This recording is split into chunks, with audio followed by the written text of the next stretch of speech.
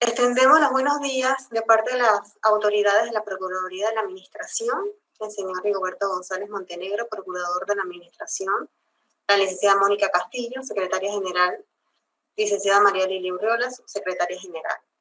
Desde la Dirección de Recursos Humanos le damos a todos y todas la bienvenida a esta jornada conmemorativa a la noble profesión de la abogacía, en el marco del 9 de agosto, en honor al natalicio del jurista, estadista, historiador, escritor y diplomático, doctor Justo Arosemena, considerado el más ilustre de los panameños y padre de la nacionalidad panameña.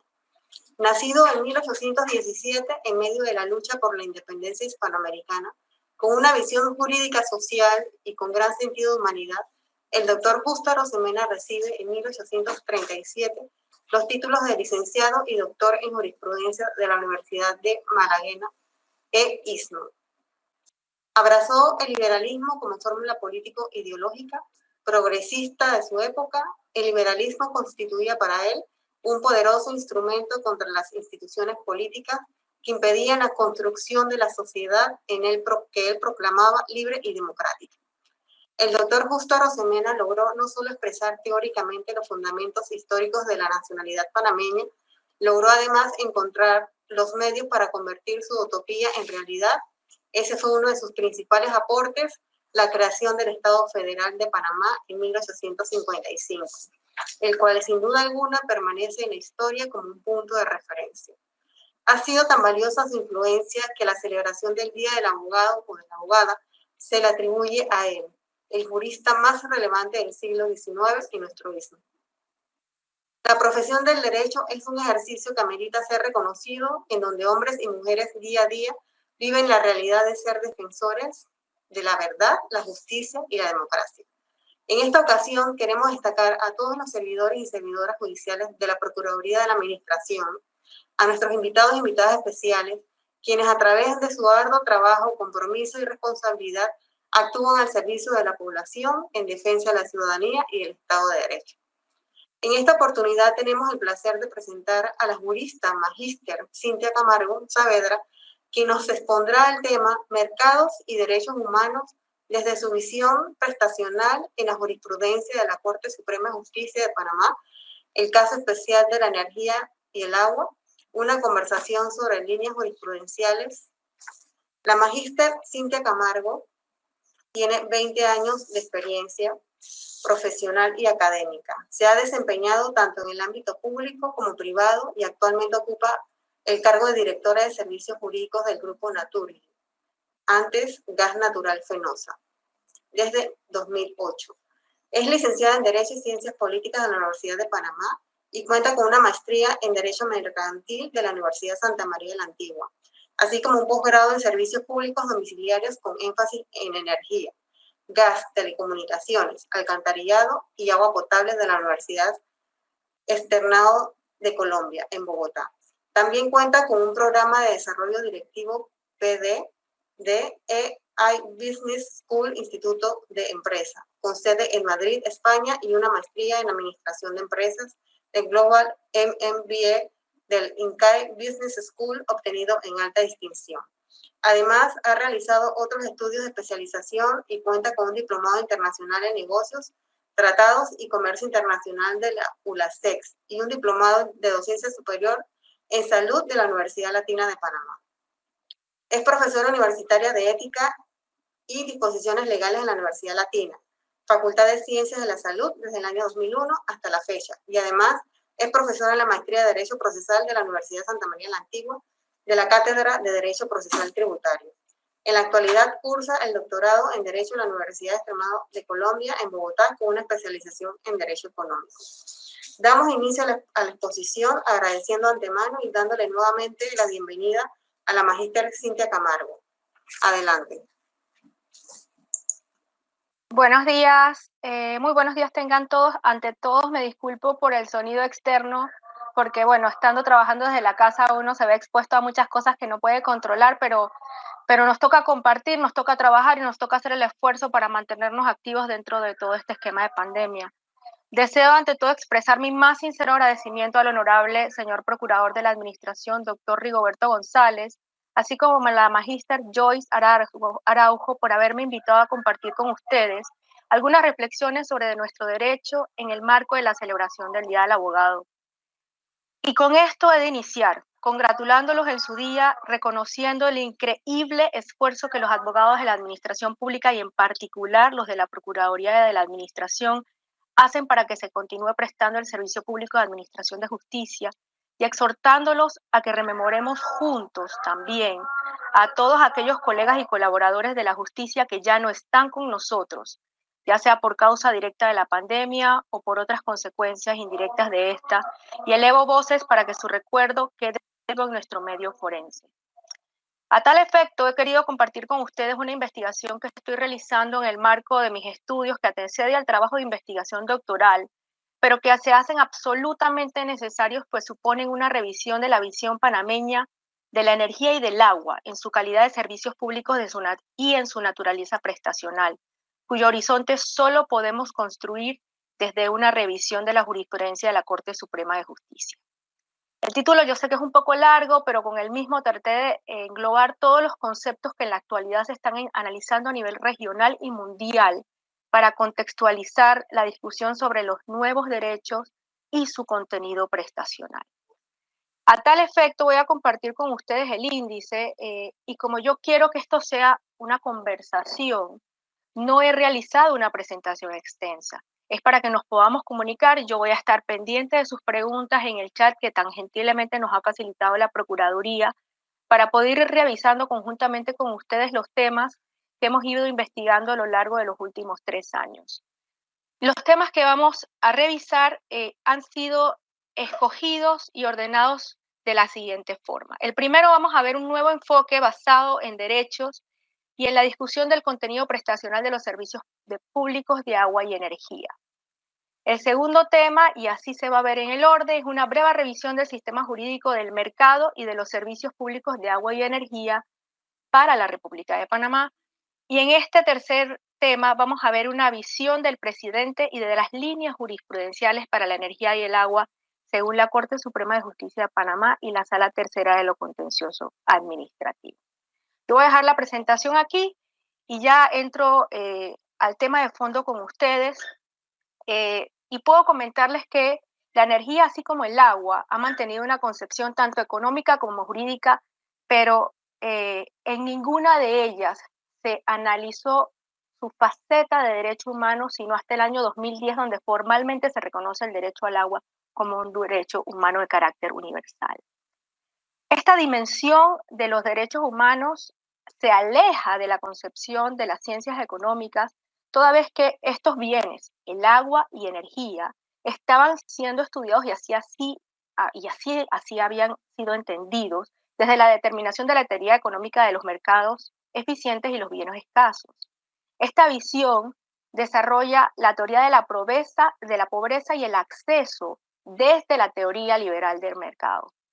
No obstante, como ya he mencionado y ha sido afirmado por la resolución aprobada por la Asamblea General de las Naciones Unidas de 28 de julio de 2010, y estoy apelando a mi memoria, también lo podemos encontrar con gran detalle en The Fact Sheet of the Right of Water, el derecho al agua ya tiene una distinción de derecho humano, pero no se agota solamente en esta condición.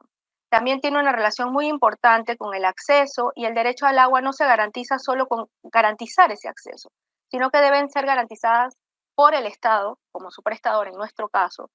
Es otro caso en otras realidades, en otras jurisdicciones, las garantías y aspectos directos relacionados con su consolidación.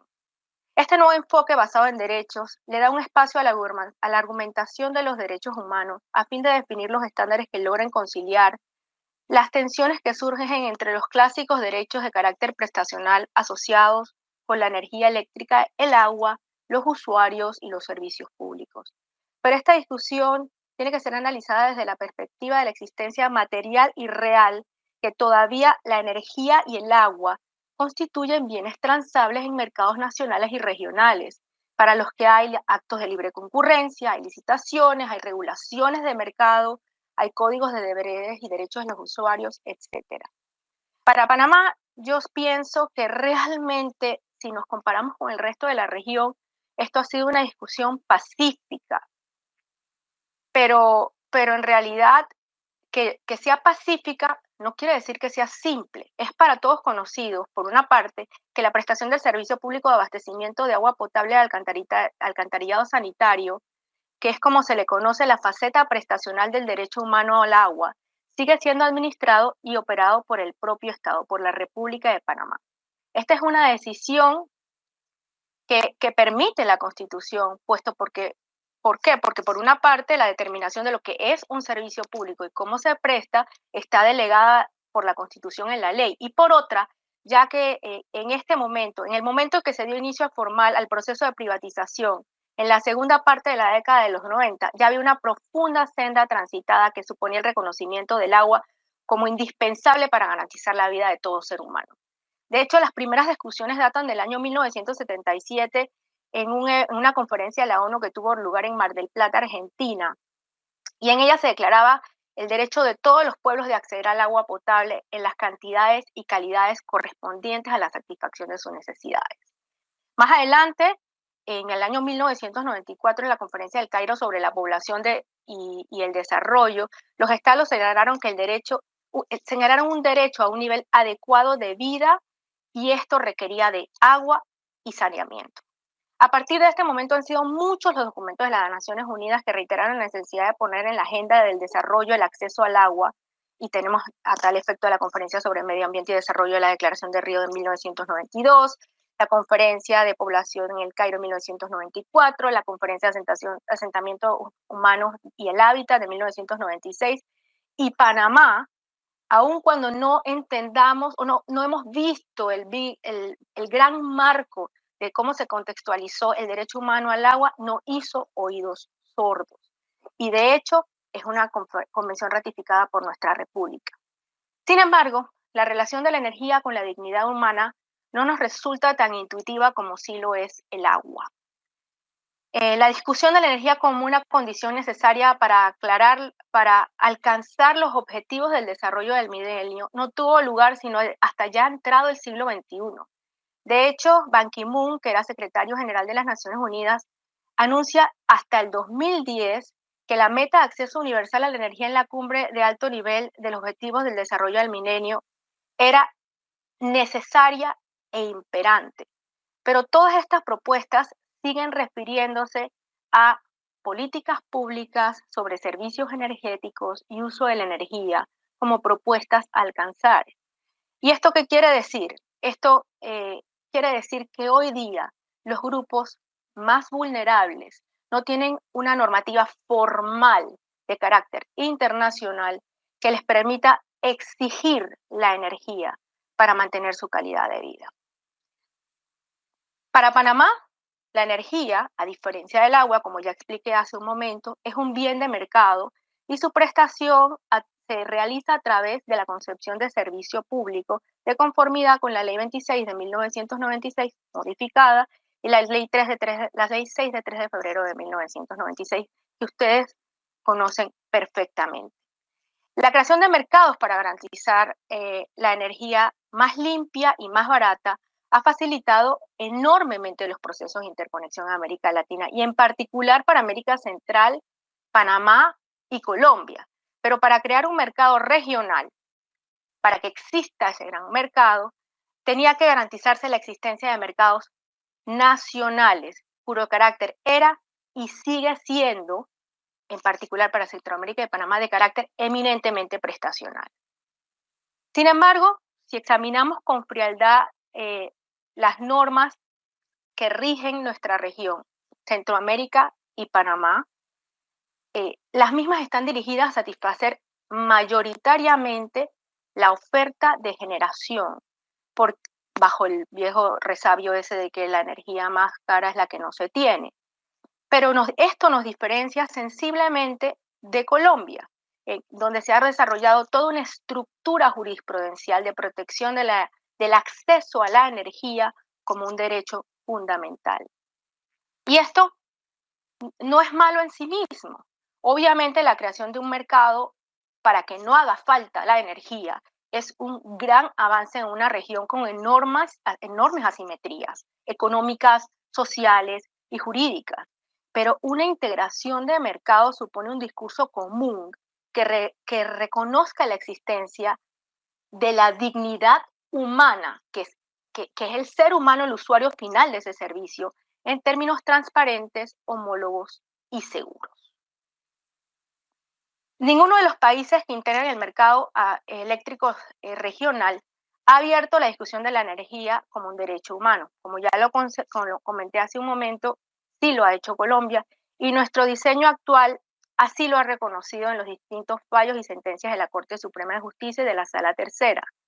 De hecho, las sentencias que hemos examinado en los últimos 20 años a partir del proceso de privatización, y este es el contexto histórico que le estoy dando a esta conversación que tengo con ustedes, reconocen la energía eléctrica dentro de su contenido prestacional, pero como parte de un mercado.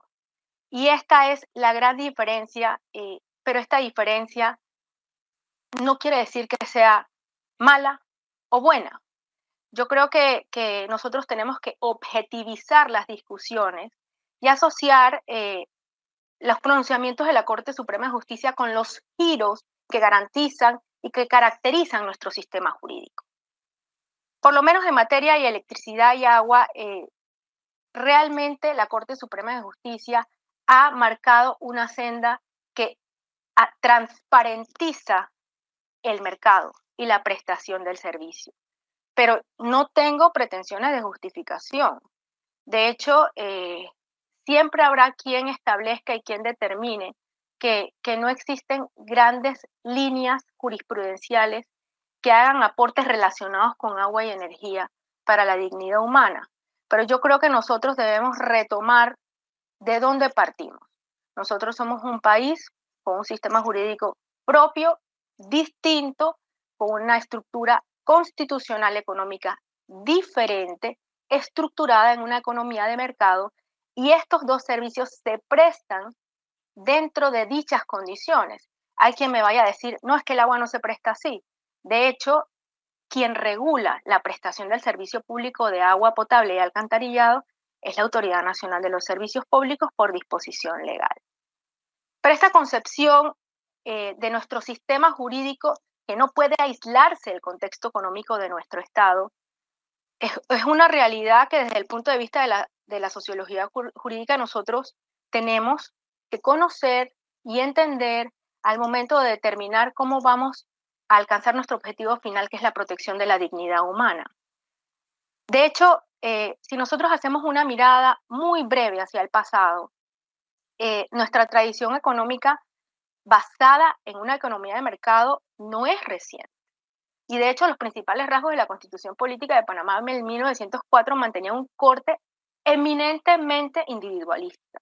Según su texto, se reconocían las corporaciones como personas jurídicas bajo principios de legitimidad y publicidad, no se permitían los monopolios oficiales y se reconocía la propiedad privada como la obligación de los contratos y de los tratados internacionales.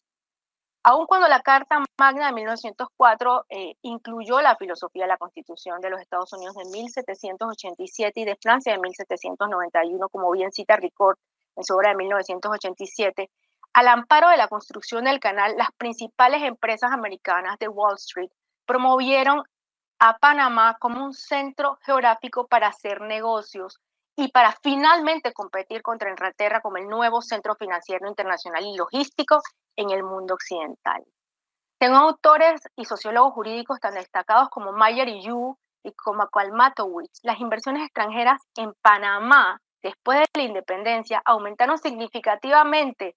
De hecho, se instalaron el Chase Manhattan Bank, The National City, se establecieron filiales fuera de la zona de Colón de estos dos bancos, se instala la United Fruit Company, que extiende su producción de banano a dos provincias y no solo una, se construyó el ferrocarril, de hecho, esa filial de United Fruit también se hace que se construya el telegrama y la compañía de teléfonos. O sea, son extensiones de la necesidad de contar con servicios que le prestaran, que satisfacieran las necesidades de esas actividades que se desarrollaban dentro de un mercado totalmente liberado. De hecho, creo que todos lo tenemos más o menos claro, pero lo traigo brevemente a colación. En Estados Unidos no hay un reconocimiento expreso de los derechos humanos ni del agua ni de la energía. Y en ambos casos se les denomina como utilities. Y existe una estricta y amplísima regulación que como Panamá y Argentina permite al ente regulador dar seguimiento, control y fiscalización. Y de allí es que hay que saber que nosotros en términos sistémicos no somos iguales que, por ejemplo, Colombia o como España, y de hecho, tampoco hemos modificado nuestro marco constitucional ni legal en materia de derechos fundamentales que incluyan este tipo de conversaciones relacionadas con la energía desde la narrativa de los derechos humanos. Esta es mi introducción al tema y de ninguna manera oculto que al revisar estos temas no es fácil aceptar que Panamá ha cumplido en términos económicos con 9 de los 10 mandamientos del Consenso de Washington, conectándose más a un esquema anglosajón que a nuestro típico esquema latino de prestación de servicios públicos. Pero eso tampoco implica denegar los avances que ha tenido nuestra justicia de garantía a partir de la reforma, pues a partir de la reforma constitucional del año 2004, con la inclusión del párrafo segundo del artículo 17, se abre un nuevo capítulo completamente sobre nuestra orientación a interpretar e incorporar mediante el proceso de convencionalidad una ampliación a los derechos y deberes individuales y de los derechos humanos. Esta es una invaluable adición a nuestro sistema jurídico porque fundamenta normativamente las valoraciones que la Corte Suprema de Justicia en materia de control de convencionalidad había levantado. No podemos dejar de lado que nuestro país tiene una tradición extremadamente positivista y aun cuando en 1990 con extraordinarios fallos del magistrado Molino Mola y del doctor Arturo Hoyos, se incorporó la teoría del bloque de constitucionalidad y se nos regalaron las primeras referencias a partir de la primera década del siglo XXI, es que vemos con mayor naturalidad la posibilidad de reconocer derechos fundamentales fuera de la Constitución con efectos vinculantes. Se acerca la protección de los derechos a la dignidad de las personas y se amplía el catálogo de protección de los derechos. Sin embargo, yo creo que es por todos conocido que hay sentencias pendulares, para utilizar el término de nuestro querido amigo que ya no está con nosotros, el doctor Sebastián Rodríguez Robles, que a veces nos hacen difícil la construcción de líneas jurisprudenciales, en particular para los servicios públicos, pero en el caso de energía y agua, la Corte Suprema de Justicia han tenido una línea bastante recta, lo que ha logrado mantener no solo su prestación, sino sus consideraciones de mercado. Voy a centrar esta parte y para ello sí tengo unas pequeñas filminas, porque ya vamos a empezar a hablar en este conversatorio con ustedes de lo que a mi juicio constituyen los principales precedentes y líneas jurisprudenciales en materia de derechos dentro del marco de la prestación de los servicios públicos, dentro de su acepción prestacional como parte de un sistema judicial basado en un esquema económico de mercado, que es lo que determina nuestra Constitución y las leyes vigentes en la República de Panamá. Como es un yo debo brevemente aclarar que para poder continuar, a mi juicio, por una parte, en temas de fondo y no de forma, porque no quiero que desviemos que esto es una conversación relacionada con la protección, el objetivo final de proteger la dignidad humana, y en temas de fondo existen claros precedentes y líneas jurisprudenciales para el tema de energía y agua. No solo me refiero a que existan casos previos que hayan sido resueltos por la Sala Tercera o por la Corte Suprema de Justicia que vinculen a dicho cuerpo colegiado por sus propios efectos de sus sentencias. Pues esto es solo un aspecto del precedente desde el punto de vista teórico, sino que hay sentencias que resolvieron casos estableciendo criterios jurídicos y principios que la justifican aplicable como reglas a todo el sistema jurídico, que permean todo el resto del sistema jurídico. Los precedentes para estas materias tienen una relevancia tanto formal, por sus efectos, cosa que es más fácil de decir para aquellas sentencias que se emiten en materia de acciones de constitucionalidad y aquellas de acciones contenciosas administrativas de nulidad, como por su relevancia en la práctica judicial. Por lo que la explicación jurídica por sí sola no da una respuesta, porque yo he escuchado conversaciones y he leído artículos recientes que hacen referencia a la falta de efectividad del precedente, porque somos un país que tiene todo su derecho escrito. Sin embargo, la Corte Suprema de Justicia en materia de agua y energía le ha dado una contextualización histórica a sus precedentes y a sus líneas jurisprudenciales. Y de hecho, ha consolidado de tal manera el modelo que en el año 2013, pasados 15 años de la privatización del Instituto del IRRE, la Corporación Financiera Internacional del Banco Mundial otorgó al proceso de privatización de Panamá en la calificación de proceso y proyecto exitoso de naturaleza público-privada. Y eso es una de las consideraciones que se tomaron en cuenta para mantener nuestra calificación como país en grado de inversión. Entonces, este éxito es muy importante que lo tengamos presente, genera estabilidad y esta estabilidad supone seguridad jurídica y de hecho son muy pocos los cambios estructurales que han sido producidos dentro de la normativa que aplica a los servicios públicos de agua y energía en los últimos 20 años. Y esta estabilidad contextualizada dentro de nuestro marco sistémico también le otorga estabilidad al precedente judicial y nos permite hablar de líneas jurisprudenciales. A tal efecto, nosotros en el marco de nuestra investigación hemos hecho una revisión de las sentencias de la Sala Tercera de lo Contencioso Administrativo y de la Corte Suprema de Justicia en materia de electricidad y agua asociadas con su contenido prestacional específicamente, y existen aproximadamente más de 400 fallos que con mucho gusto puedo compartir con ustedes, y una revisión de todos y cada uno de ellos representa la vocación de la Sala Tercera, por una parte, como el último tribunal judicial dentro de un esquema de mercado donde todos los agentes, para decir que yo creo que el 99.9% de los agentes que intervienen en el mercado eléctrico nacional activamente, porque hay agentes que son estatales que no son tan activos, con excepción de la empresa de transmisión, que también está constituida como una empresa privada,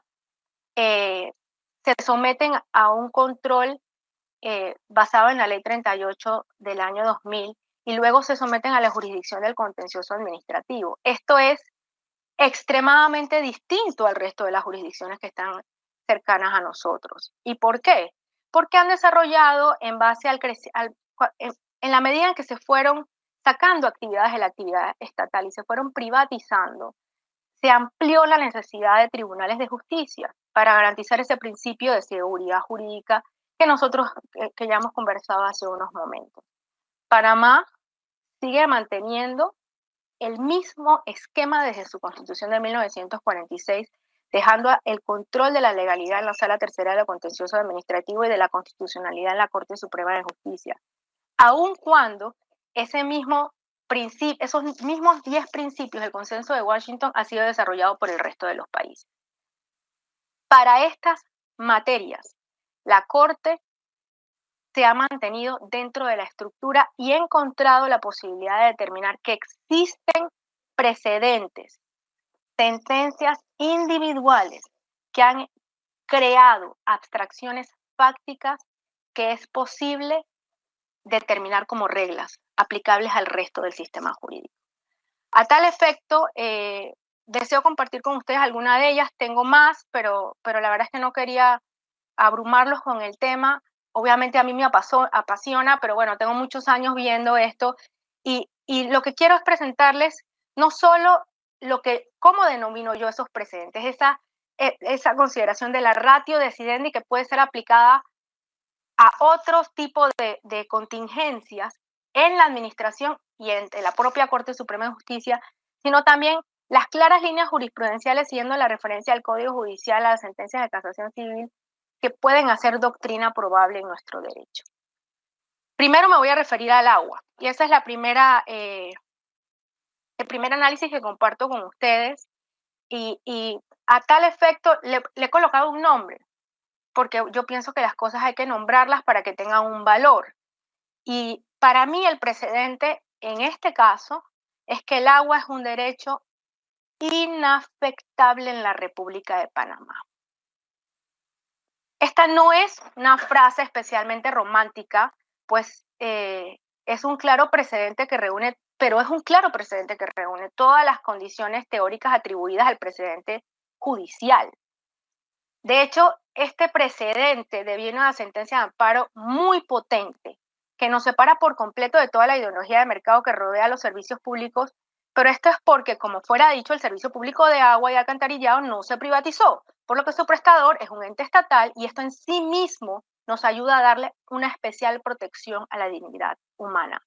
Es una sentencia de 25 de mayo de 2017 del magistrado Jerónimo Mejía, es un amparo contra una orden sin número del IDAM.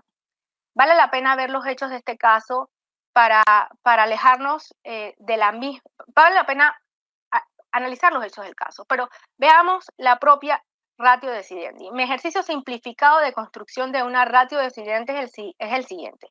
Recordemos el valor que les comenté del párrafo segundo del artículo 17 de la Constitución, incluido por la reforma del año 2004. El fallo dice lo siguiente: cabe considerar al agua como un derecho integrante del sistema de protección de derechos fundamentales panameño, pues comparte la precitada interpretación que hace el Comité de Derechos Económicos, Sociales y Culturales de los artículos 11 y 12 del Pacto de Derechos Económicos y Sociales y Culturales, Ley 13 de 27 de octubre de 1976, a través de la Operación General número 12 de 2002, que hace parte del bloque de constitucionalidad, como se ha establecido en el auto de 30 de julio de 2008. Pero además, dicho derecho se encuentra resguardado en sí mismo por nuestra Constitución en los artículos 118, 110 y 49. La Corte Suprema de Justicia establece con absoluta claridad: no se debe afectar el suministro de agua de un inmueble, tanto porque así lo disponga un régimen legal vigente, como porque esta ratio decidendi contenida en esta sentencia garantiza el derecho protegido por nuestra Constitución y los convenios internacionales de derechos humanos. Este es un fallo muy importante que podemos sacar del resto de los pronunciamientos, y por eso lo he colocado de primero, porque nos coloca en un sitio distinto dentro del marco de nuestra región, porque el que tenga la curiosidad y vaya a revisar los hechos del caso, fue una solicitud de suspensión del servicio público de alcantarillado y de agua potable por incumplimiento de un contrato de arrendamiento. Y esta situación enmarca la importancia que tiene el agua y la energía dentro del contexto privado en que hay muchísimas reclamaciones con respecto a conflictos entre arrendadores y arrendatarios, obviamente por los propios problemas que ha conllevado la pandemia de índole económica. Pero el mensaje de este fallo es muy claro. Por razón de incumplir un contrato privado, tú no puedes afectar el derecho de una persona en su dignidad y suspender el servicio de agua porque es necesaria para su vida. Y está en el registro judicial, ahí les puse las referencias, así que ustedes perfectamente lo pueden ubicar.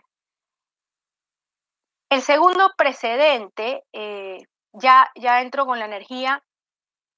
Con relación al agua hay muy pocos pronunciamientos asociados a su contenido prestacional, lo reitero. Hay muchos temas relacionados con IDAN y contrataciones públicas y muchos otros tipos de reclamaciones, pero asociados con el contenido prestacional tenemos pocas sentencias, pero su valor es extremadamente absoluto. El segundo precedente yo le he dado el siguiente nombre. La actividad de generación se ejerce dentro de un mercado sin barreras distintas ni adicionales a las que haya establecido la ley. Esto parece muy natural y muy obvio, pero durante el ejercicio de una actividad de mercado, porque una cosa es lo que tú escribes en una ley y otra es cómo el mercado se desarrolla y cuáles son los conflictos que existen dentro de ese mercado, esta sentencia le manda un mensaje muy potente, no solamente a los prestadores formales del servicio de generación. Como veremos más adelante, tiene un impacto directo con nosotros, como personas naturales y como seres humanos. De nuevo, continuamos con el mismo ejercicio. Retomando la concepción de mercado que hemos explicado antes y que determina que la prestación del servicio público de electricidad está regulada y se le da seguimiento a través de la Autoridad Nacional de los Servicios Públicos, este fallo está relacionado con la energía en sí misma y el derecho que tiene una persona natural o jurídica de autogenerarse. Una sentencia de 8 de enero del año 2009 bajo la ponencia del magistrado Víctor Benavides en la que la Sala Tercera crea la siguiente abstracción fáctica. La Ley 6 permite que las personas naturales o jurídicas que se dediquen a la actividad de autogeneración de energía puedan satisfacer sus necesidades primordialmente y como parte de ese derecho pueden vender sus excedentes a ETESA u otros mercados. Pero si no quieres venderlo o no decides hacerlo, no se te puede eliminar tu condición de autogenerador. Y esos eran los hechos que se discutían en este caso. Era una persona jurídica que había obtenido sus certificados como autogenerador y como no vendía sus excedentes al mercado porque todo lo utilizaba dentro de su producción, no se le renovó la certificación. Este fallo es extremadamente pertinente porque trasciende la regulación vigente, porque es uno de los principios cardinales del mercado eléctrico, y es que la generación no está regulada y no debe cumplir con más requisitos que los establecidos por la ley. Y esto es así porque para competir y lograr precios bajos en actos de libre concurrencia, los generadores no solo deben tener condiciones iguales y transparentes, sino que además no deben verse afectados por requisitos reglamentarios que establezcan barreras artificiales a la competencia o el abastecimiento de energía en términos de calidad y eficiencia.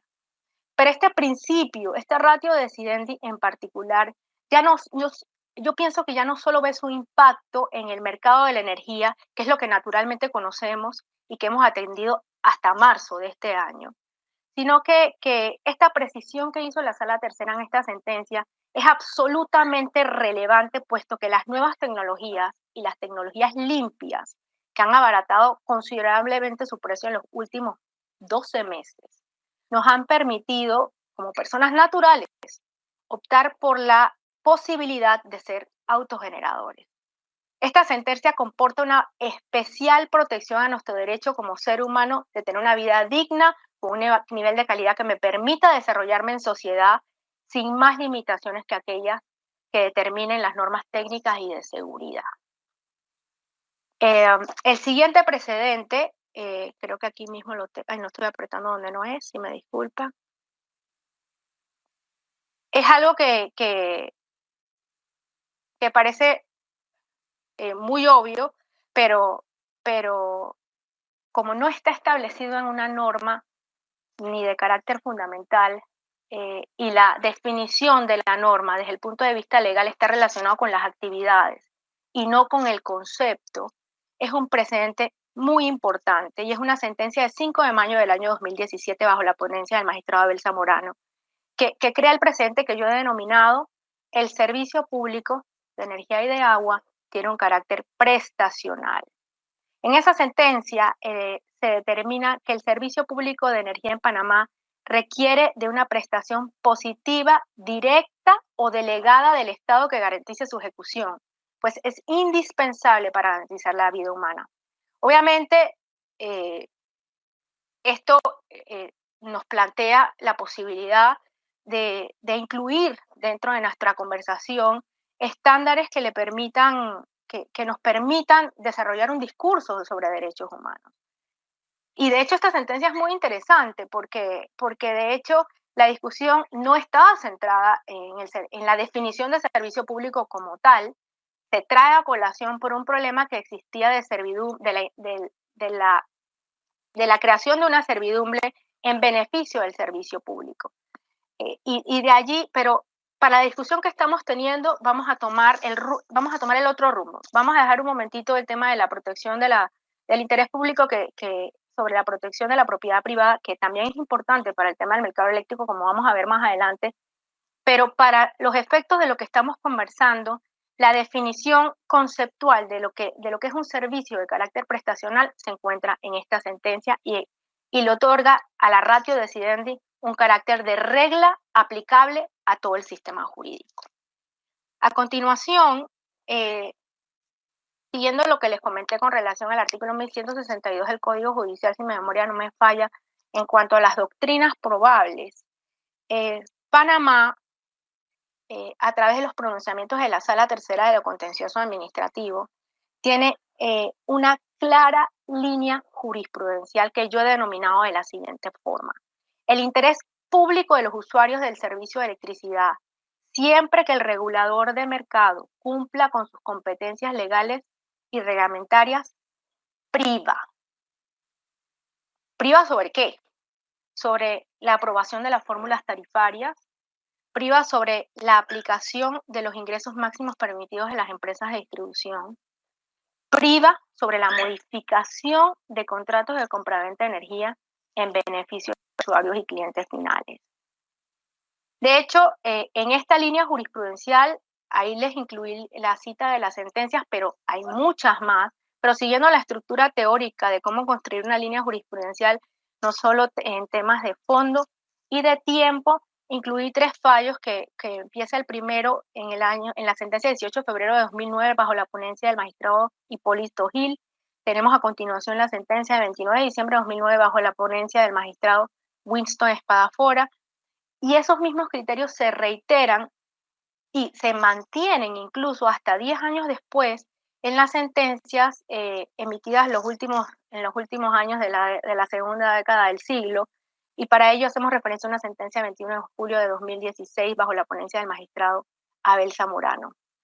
Este tema en sí mismo puede prestarse a confusión, porque si usted es un inversionista desde el punto de vista de la juridicidad, de la seguridad jurídica, usted puede decir, es que me están alterando las condiciones con las que yo contraté en la República de Panamá. Yo creo que la conversación es al revés. Cuando usted viene a contratar a la República de Panamá, existe esta clara línea jurisprudencial en materia de energía que le indica, si usted viene a invertir en este mercado, priva el interés público de los usuarios del servicio de electricidad.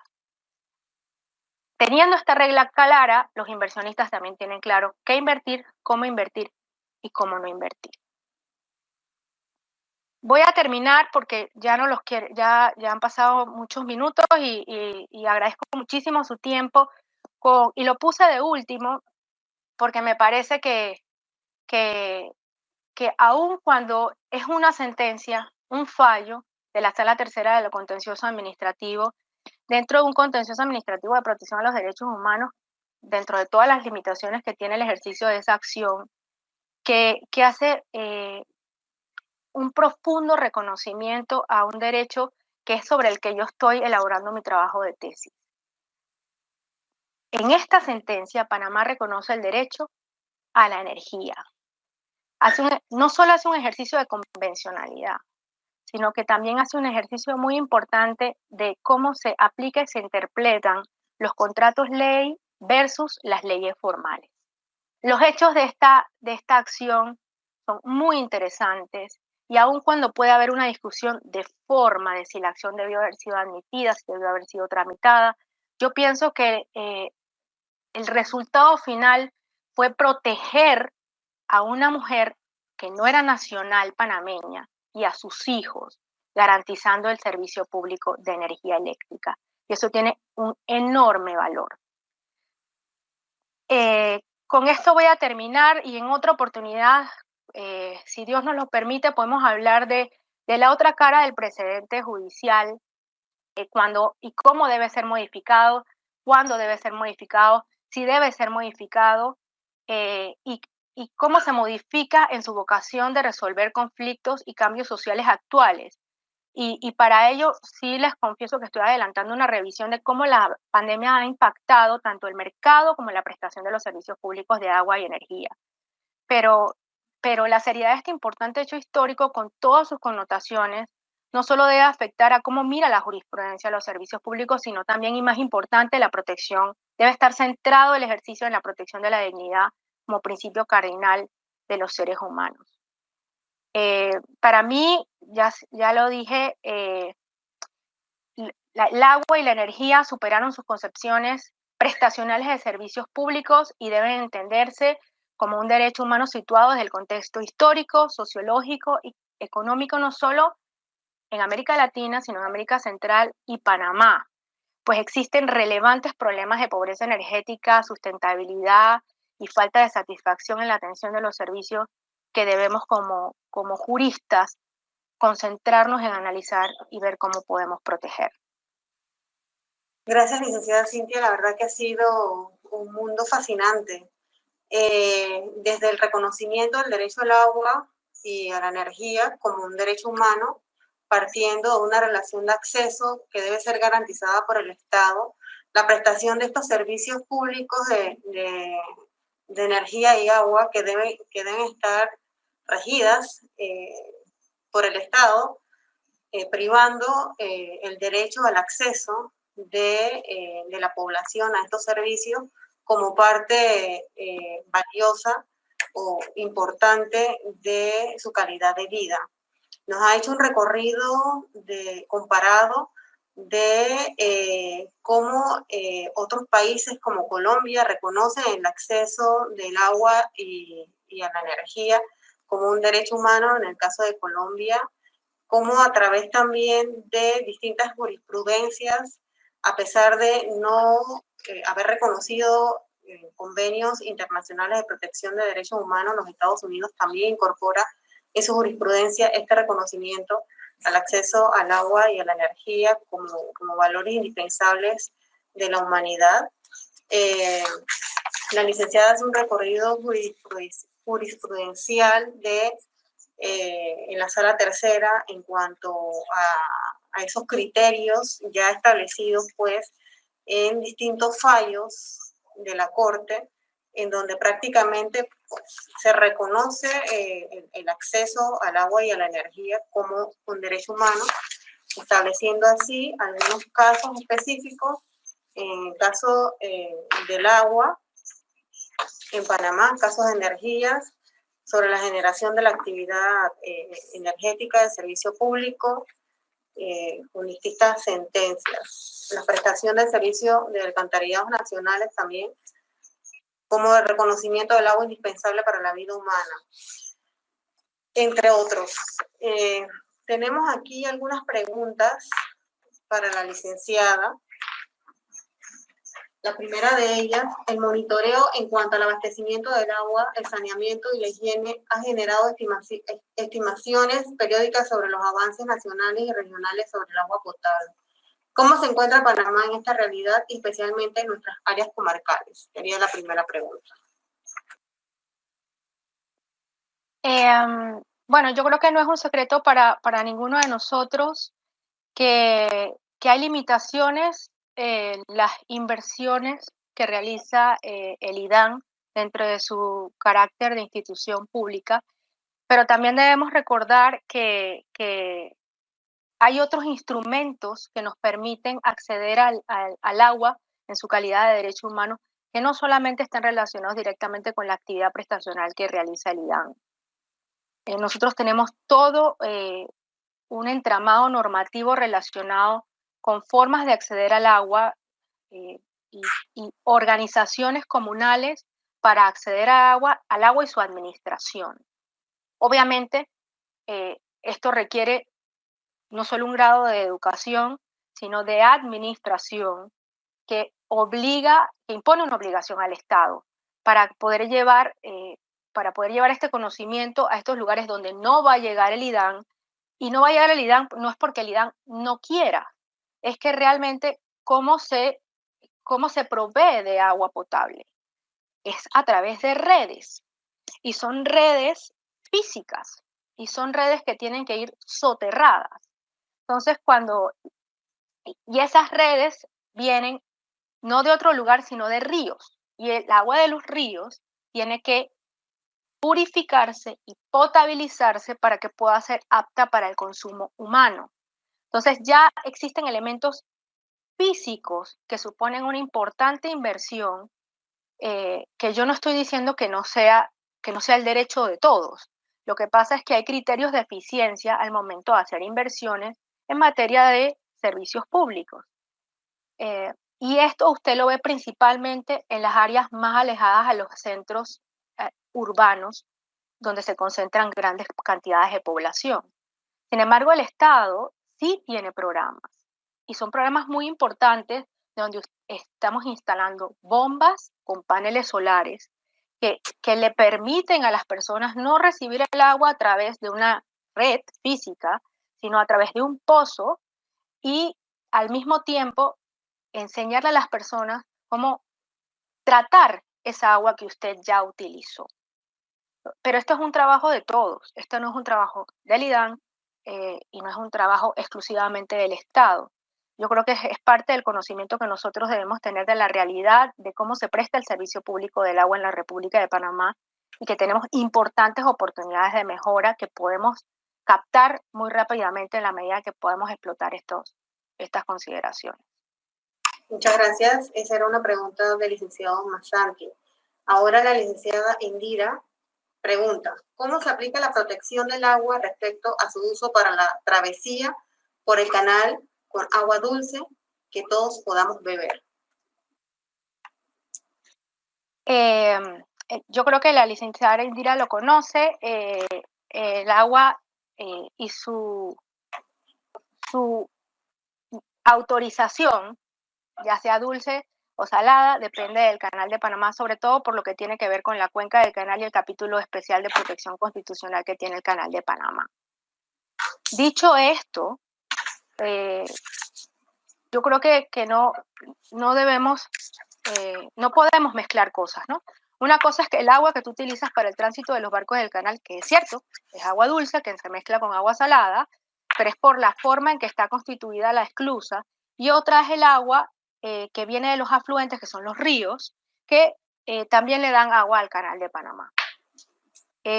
La faceta del Canal de Panamá en su apoyo al IDAN viene caracterizada por esa vocación que tiene el canal de dar agua potable como parte del servicio público que presta. O sea, no solo presta el servicio público de pasar los barcos por el canal, también presta el servicio público conjuntamente con un joint venture que tiene con el IDAN, de mantener todo lo que tiene que ver con ciertos afluentes y con las mismas infraestructuras para que nosotros podamos obtener agua potable. De hecho, desde hace años, después de un problema que hubo con un contratista y el IDAN, que me voy a guardar el nombre, es el Canal de Panamá el que lleva el mantenimiento de una de las principales potabilizadoras de la República.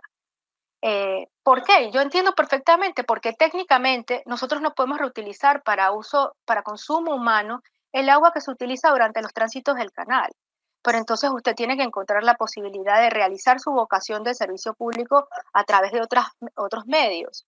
Y estos son los medios que ha consolidado la estructura normativa que tenemos en este momento entre el canal y el IDAM. Muy bien, muchas gracias. La siguiente pregunta, la licenciada Jenny Ariano. El Estado reconoce el derecho humano al agua cuando realiza cortes fundamentados en la falta de pago del servicio. ¿Debe ser gratuito el servicio? Esa es una excelente pregunta. Y yo creo y por eso traje esta sentencia, porque esta sentencia, eh, al no tener una replicación posterior, ha quedado como un pronunciamiento de la Corte Suprema de Justicia dentro de una controversia, porque, como se los comenté, fue emitida dentro de un proceso de amparo de garantías constitucionales interpuesto contra el IDAN. Pero es nuestra responsabilidad como juristas entender la potencialidad de esa ratio decidendi, de cara a lo que estamos protegiendo hoy, que es el derecho humano al agua, que ya ha sido reconocido por la República de Panamá. Genuinamente yo pienso que nosotros tenemos que replantear esa discusión y ya empezar a hablar desde el punto de vista del agua, porque ya lo tenemos reconocido como un derecho dentro de nuestro sistema jurídico en la República, dentro del que se deban proteger los mínimos. Es algo de lo que habla mucho Colombia y que es muy natural dentro de sus conversaciones, lo que ellos reconocen como mínimo vital. Nosotros tenemos pocas reflexiones jurisprudenciales en ese sentido, porque ellos, que desde el punto de vista de su jurisprudencia ya han atendido este tema con mayor profundidad y que sí tienen privatizado el servicio completamente en todas las fases de su estructura, han llegado a la misma conclusión que ha llegado la licenciada Ariano. Nosotros, aun cuando yo tenga que pagar por el servicio que me prestan, yo como Estado, necesito poder garantizar que esa persona tenga una mínima calidad de vida, esa persona, su familia y su entorno. Entonces yo creo que es muy importante esa reflexión de la licenciada, porque ya tenemos que empezar a hablar de ese tipo de conceptos de mínimo vital en materia de agua. Muchas gracias. La licenciada Isabel Trejo pregunta, ¿cómo podemos proteger el derecho humano al agua a las personas que no cuentan con estos servicios? Bueno, precisamente esa es una gran discusión doctrinal, y de hecho los principales opositores en la década de los 90, en que se reconociera el derecho humano al agua, eh, tenían como su fundamento en que era imposible ejecutarlo. Y en ese momento todavía estaba la discusión sobre los derechos humanos justiciables y los derechos humanos de la primera, la segunda generación. eh, y todas esas discusiones fueron superadas porque el mundo entendió que el ser humano no puede sobrevivir sin agua.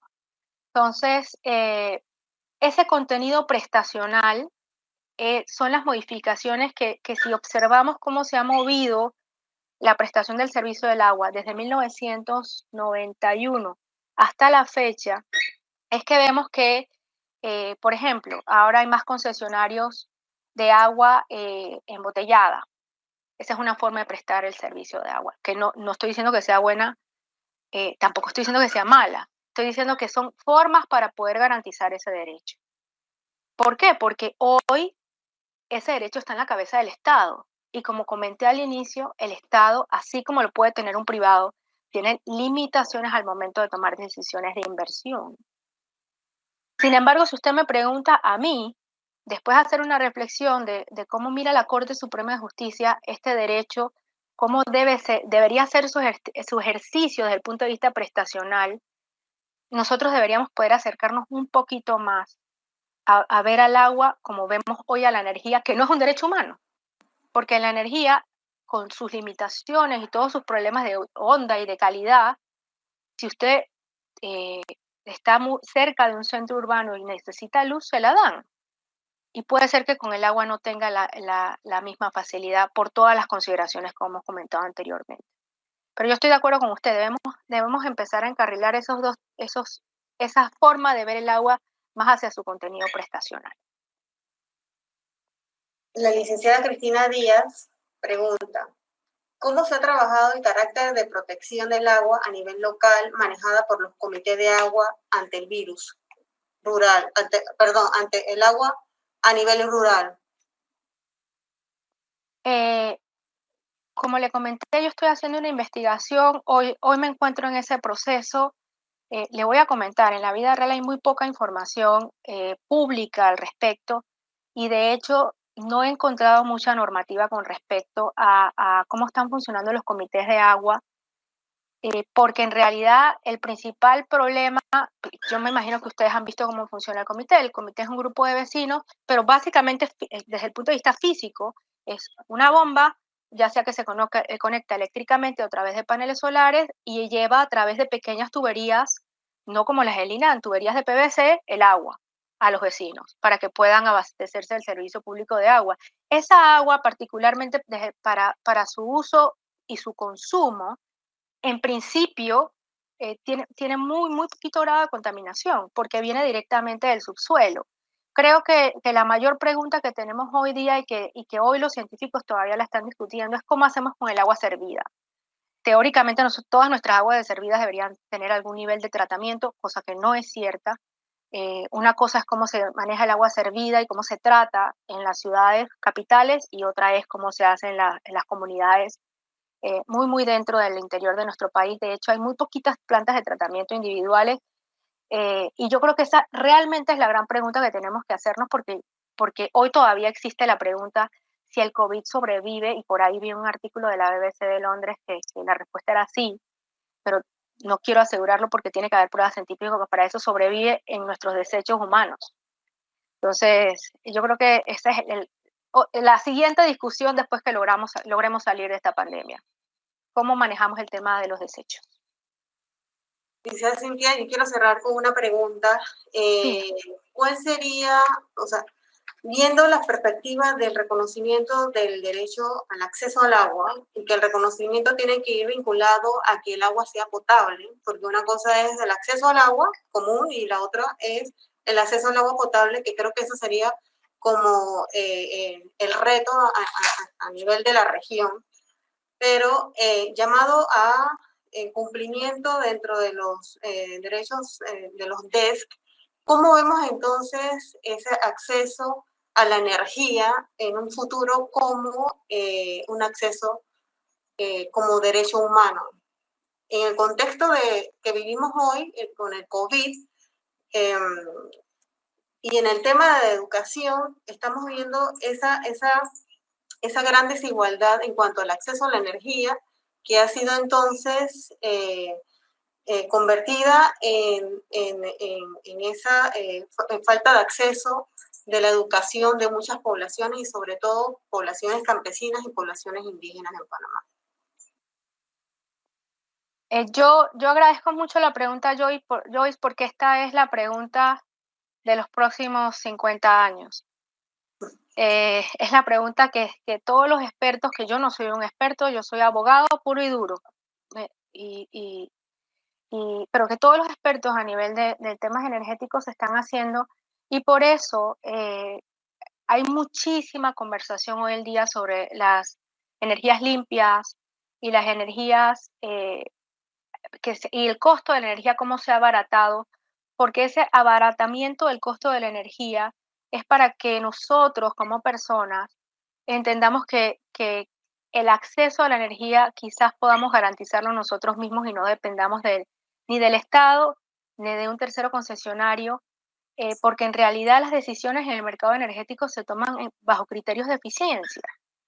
Entonces, si su casa queda muy lejos de su centro urbano más cercano, puede ser que la compañía de electricidad no tenga ningún incentivo para construir esa línea y aun cuando lo tenga, porque es una obligación legal, usted va a tener que hacer un aporte y no todo el mundo está en las condiciones para poder hacer ese aporte.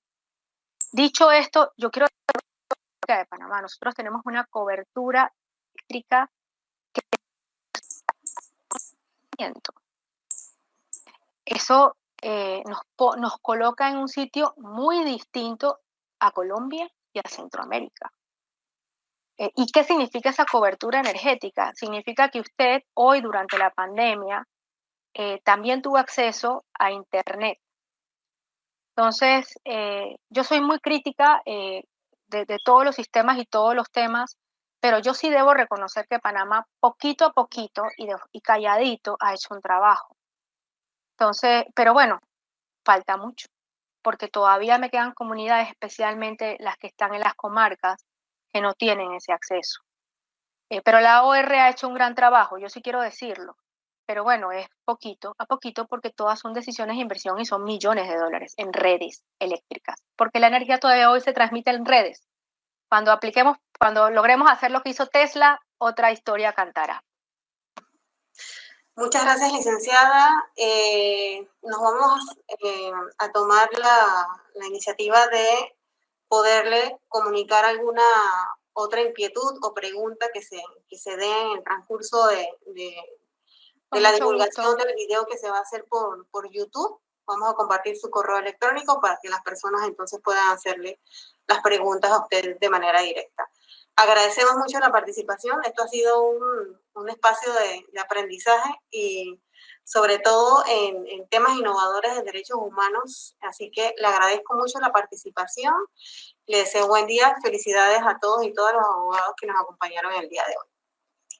Buen día. Muchas gracias. Buen día. Hasta luego.